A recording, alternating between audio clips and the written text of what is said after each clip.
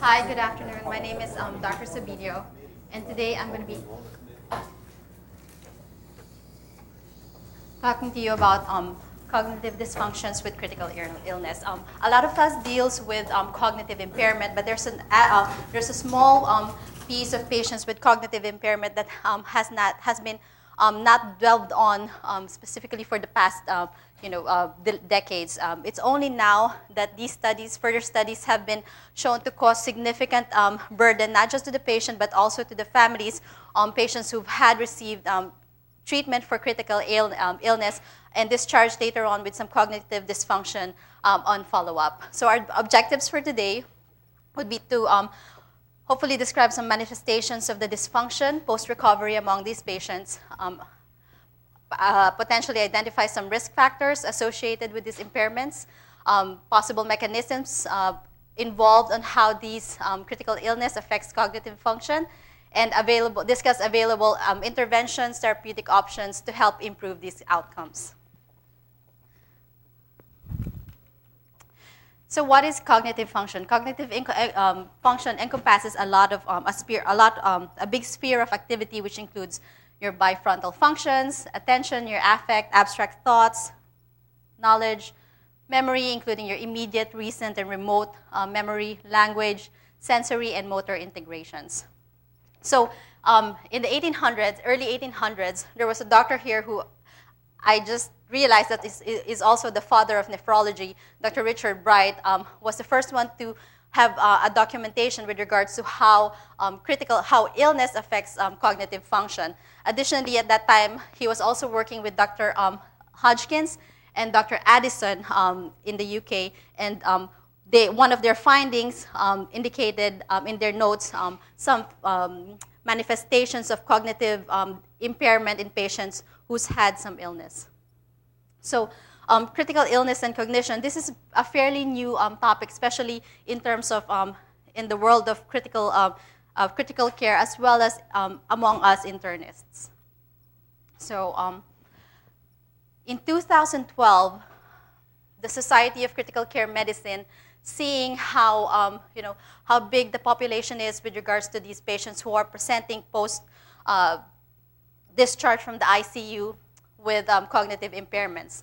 A lot of these survivors experience impairments in not just in cognition, but as well as mental health and physical function.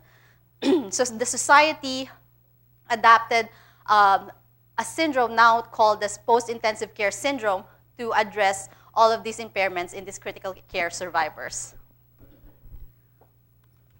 So today we're going to be discussing mainly about the cognitive impairments that these patients face after a critical illness. So what is the prevalence of cognitive dysfunction among these patients? In one study, which is, there are a lot of small studies, small cohort studies that would show some cognitive impairments with regards to several small cohorts of patients, or specific illnesses like pneumonia or respiratory distress syndrome. But this is a big study involving about 800 to 1,000 patients, wherein they noticed that about 1 in 4 patients had cognitive impairment 12 months after critical illness, which is similar to that to patients with mild Alzheimer's dementia. And this number is quite alarming. 1 in 3 had impairment typically associated with a static brain cognitive dysfunction like traumatic brain injuries. Cognitive impairment in other studies, cognitive impairment has been reported to occur on average at about 25% of survivors, reporting an incidence as high as 78%. Patients in both medical and surgical ICUs are at high risk for this long-term cognitive impairment. So what are the manifestations of cognitive dysfunction post-recovery in these patients? So usually delirium, the longer the patient is in delirium, the more associated it was with regards to decreased global cognition and executive functions on follow-up at 3 and 12 months. So just to define some terms, we have mild cognitive impairment. It could be a subjective or an objective impairment in in whatever domain of cognitive function you have. However, the impairment is not to a degree that it will affect your day-to-day function. But when you do assessments or examinations like the Montreal Cognitive Assessment, it would show positive in those types of evaluations. But on their day-to-day function, it doesn't show. Additionally, you can have an amnestic, non-amnestic, and multi-domain cognitive impairment with regards to that.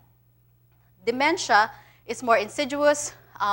Memory loss before, in 2013, it has been de-emphasized that memory, which was the number one like sine qua non of dementia, has been de-emphasized in the DSM-5 that came out in 2013, and now it has equal weight with regards to the other cognitive functions, like bifrontal, the ones that I discussed earlier, bifrontal functions, language, motor and sensory impairments. I'm sorry, memory, so more integration. However, the difference with MCI is that the impairment is very obvious that it affects their level of function and it interferes with their day-to-day function. Traumatic brain injury, it's a static type of brain disease, and there's not much studies with regards to that. They say that on paper, when you do these the examinations, it would depend on how much brain injury the patient had in the course of their recovery, and that it's a static brain disorder, so disorders, cognitive impairments remain at baseline. However, some reports concluded that moderate or severe traumatic brain injury was a risk factor for Alzheimer's disease. Now, delirium is a type of acute confusional state. So there's a more abrupt decline in cognitive function. However, this occurs over hours or days with a waxing and waning course. So this table shows the cognition scores of survivors of critical illness.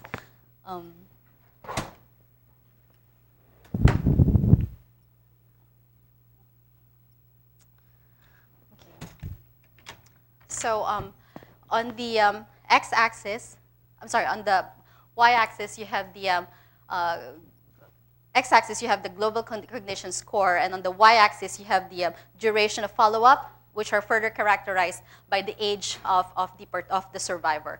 You have the green band and the green line. The green line is the median score for patients who has a normal cognition score, and the band above and below shows the standard deviations for the normal population. So the gray, the light and the dark gray shows the scores of the ICU survivors. As you can see, on the far side, you have the red line, which shows the scores for patients with mild cognitive impairment.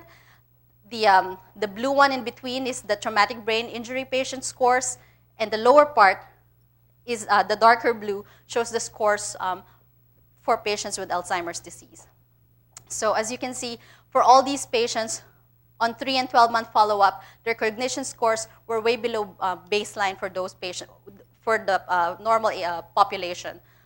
Additionally, for patients who are older, 65 and above, their scores were so low as to reach the scores for patients with Alzheimer's disease. Again, so this is why this is important.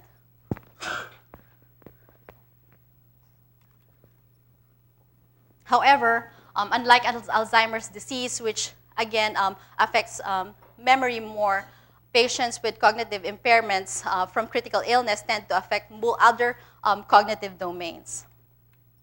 So the areas of cognition commonly affected include your executive function, your memory, you have problems with communication, and your mental processing speed. So the severity may vary from mild to severe. However, if they become very severe, this may affect their ability to conduct their activities of daily living.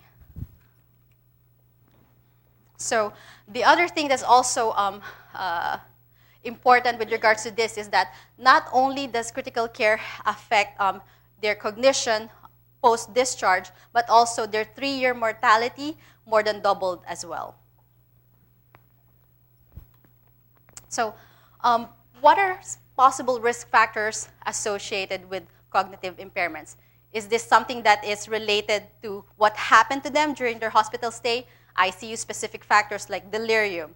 sepsis, the duration of ventilation, sedation, presence or absence of respiratory distress syndrome, contributions of specific critical illness. Will someone in sepsis produce more encephalopathy or delirium, hence progressing to cognitive impairment later on compared to other diseases that may be present during that time, like respiratory distress syndrome, having a stroke, any trauma. What about pre-existing conditions? Patients who has hypertension, diabetes, psychiatric illness. What about cognitive reserve prior to the critical illness? Someone who has cognitive impairment versus someone who has overt dementia, how do they differ with regards to the development of cognitive impairment? However, these are still avenues of research. There's not much data that will show that. Like for the last part, they've absolutely not included, they have absolutely excluded patients who has an cognitive impairment in these studies, as well as patients who has overt psychiatric illness, who cannot give consent or who cannot give who they cannot assess whether it's delirium or a psychotic episode. So this is a schematic view of the alterations in responsiveness among septic patients. So let's talk about what happens to patients with ICU conditions, for example, sepsis. So sepsis, you can present with all of these from a very depressed mood, comatose, to someone who's hypervigilant or psychotic. This figure shows the duration of delirium and global cognition score at 12 months.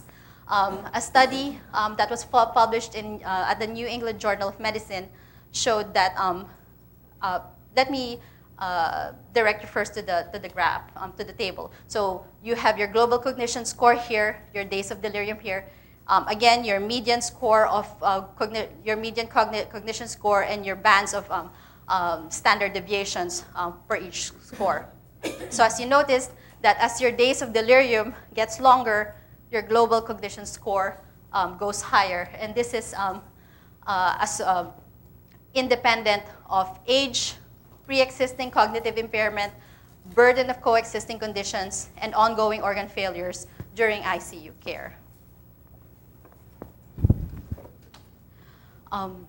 Also in that study, the long-term cognitive impairment was not selective of age. So it affected both old and young patients regardless of their pre-existing conditions. So why is that important? That is important because as patients gets discharged, this study showed that dementia was diagnosed in 15% of these newly discharged patients over a 3-year follow-up. This is actually a study on older patients, Medicare beneficiaries, 65 and older, who were admitted at the intensive care unit and followed up, I think, over 9 or 10 years. So they said that there was a new diagnosis of dementia within 3 years of their discharge. And they also found that patients who received this critical care acquired additional identifiable risk factors for dementia during the hospitalization. Again, just to let you know, these patients, they do not include patients who have overt dementia.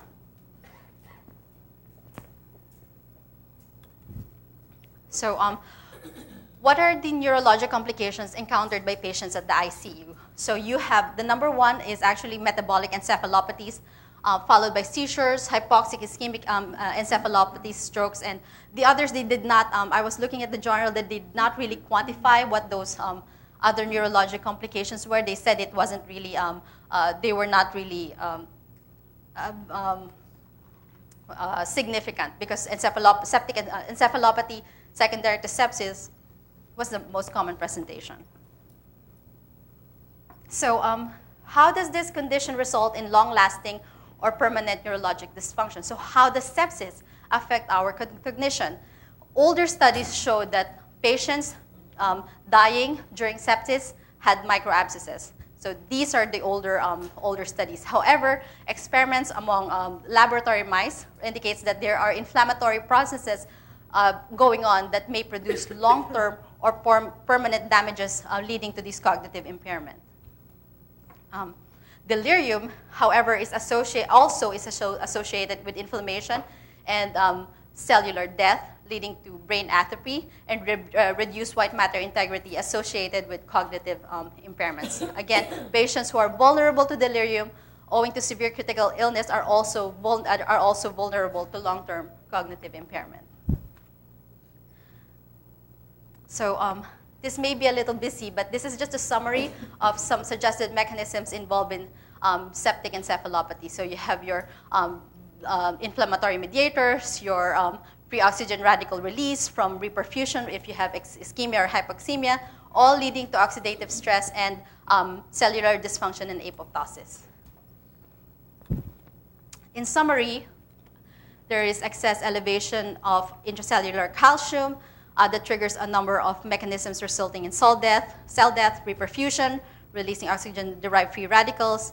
And the new one is the active role of the immune system in brain injury. And they say that it's an initial upregulation of inflammatory responses followed by a period of immunosuppression. However, I found another journal that was actually saying that it's not just a unidirectional approach with regards to cognitive encephalopathy and sepsis. It's actually also a bidirectional approach. So when you have not just the cognitive dysfunction itself, but when you have some mild cognitive dysfunction, this lowers your ability to fight off the infection. Hence, you become more prone to infection. And when you have your infection, such as pneumonia in this journal, it accelerates the inflammation in your brain and promotes more cognitive dysfunction, dementia, and loss of functional independence. So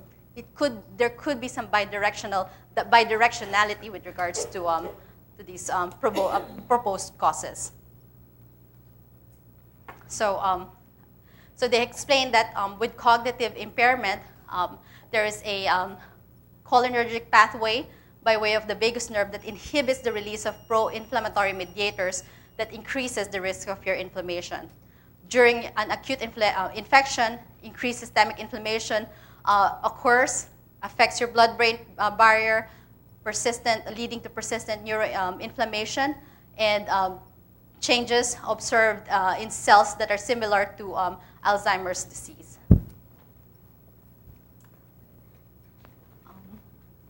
So what are the possible interventions to improve cognitive outcomes?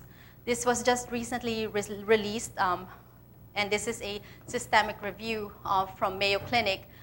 They reviewed over about 3,000 to 4,000 journals and came up with only 28 really good journals for their review. And it showed that delirium and the duration of delirium were the only ones that was associated with long-term cognitive impairments. There were weaker and inconsistent associations with regards to glucose control, fluctuations in glucose level, and the other thing that was also I was quite curious to know was that they did not find significant associations with regards to ventilation, use of sedatives, vasopressors, analgesic medications, enteral feeding, hypoxia, use of ECMO, vital signs, or the length of ICU day. But they didn't really say what the analgesic medications are or the sedatives were.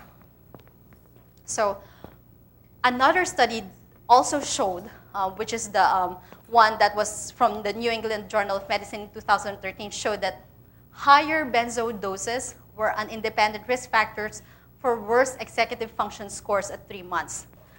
At 12 months, they seem to level off. However, these are still lower than their baseline level.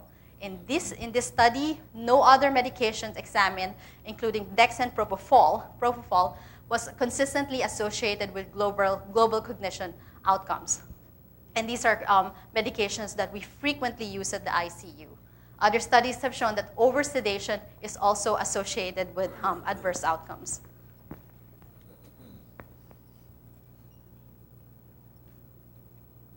So this is another journal from JAMA, which is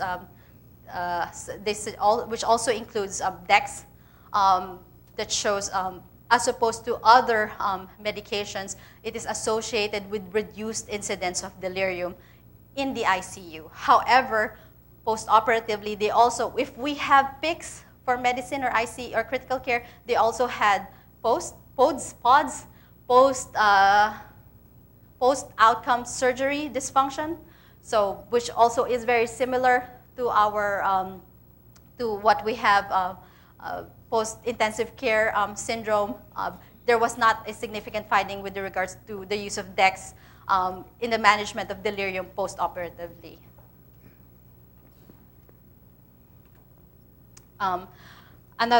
This is actually another study which also showed that there's not much study going on with regards to the use of medications in the treatment of cognitive impairment. However, they surmise that propofol can cause microglial inflammatory processes, and benzos may alter experimental CNS inflammatory responses.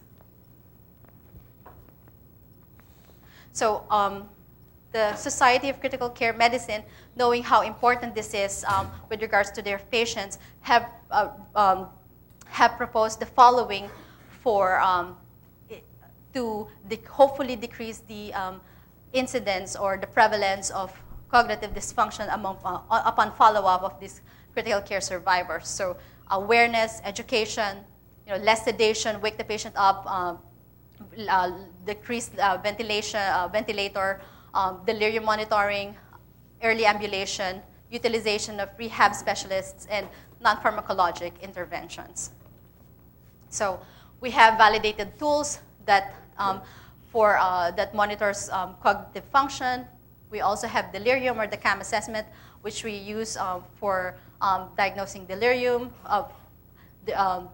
Interventions should also be directed at reducing delirium to mitigate brain injury associated with critical illnesses. Be careful with uses of sedative agents. Interventions such as early mobilization and sleep protocols have been shown to reduce the risk of delirium among patients in the ICU.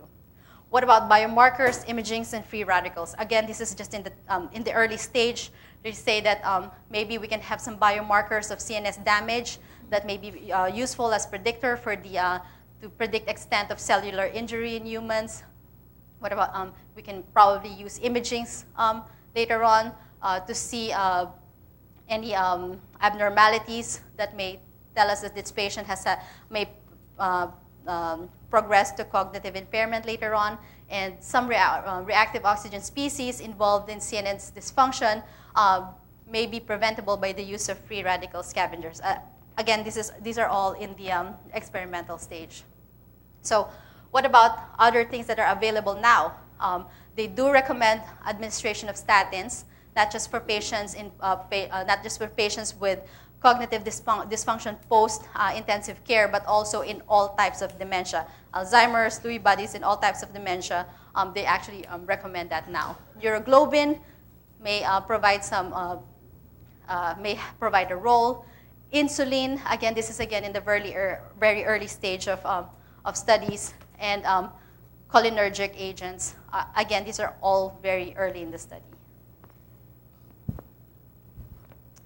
One study showed that somehow there is some improvement with regards to your cognitive function 9 months post-discharge. However, again, this cognitive performance is below the normal. What about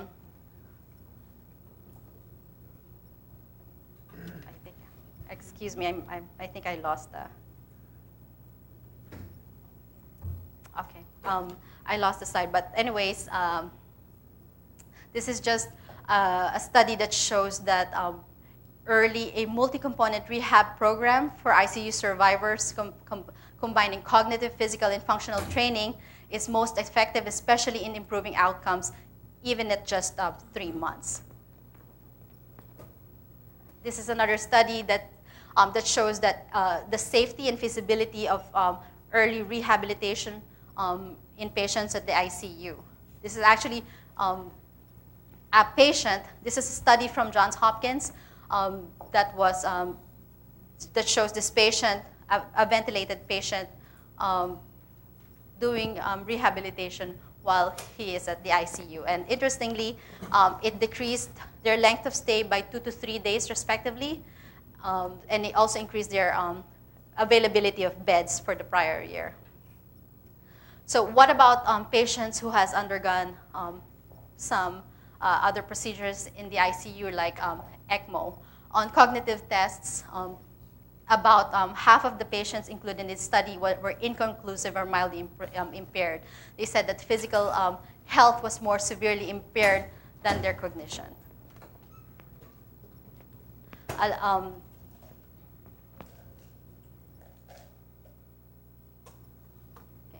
So also and this was just released here, from the Critical Care Medicine Journal. They said that cognitive function was not reduced in the group with prolonged hypoxemia. However, patients who had cerebrovascular lesions treated with veno-arterial ECMO had reduced memory function and executive function. And this is just a summary. So you have your cognitive dysfunction as a complication of intensive care. You can have impairments in your memory, attention, executive functions, mental processing. We've talked about possible risk factors and the natural history. Some of them most of them do not improve and remain as if they have a static brain injury. However, some do have significant improvement during their first year, especially with intensive multi-component rehabilitation. That's it. Thank you.